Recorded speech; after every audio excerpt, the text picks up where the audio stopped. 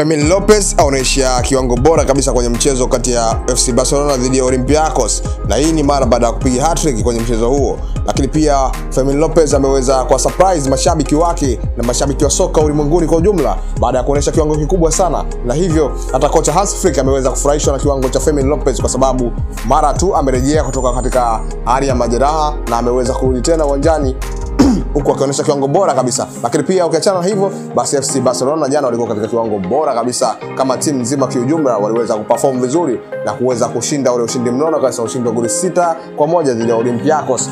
Lakini pia hii ni mechi ambayo imewapa credit sana FC Barcelona kwa sababu wanaelekea katika mchezo mkubwa, mchezo ambao wanaenda kukutana na Real Madrid, ni El Clasico hii kwenye tarehe 26, na huko El Clasico hiyo ikichezeka katika uwanja wa nyumbani wa Real Madrid ambao kwenye Santiago Bernabeu. Lakini pia wachezaji wao hao waliorejea kama vile Lamine Yamal, lakini pia Fermin Lopez, basi wameweza kuwapa nguvu FC Barcelona. Lakini pia Rafinha inasemekana yuko tayari kucheza mchezo huo wa El Clasico na kuonesha ubora. Basi Barcelona naona kama imejipata vile, imeweza kurejea katika mfumo wake ule wa msimu ulioisha na kuonesha ubora mkubwa sana uwanjani.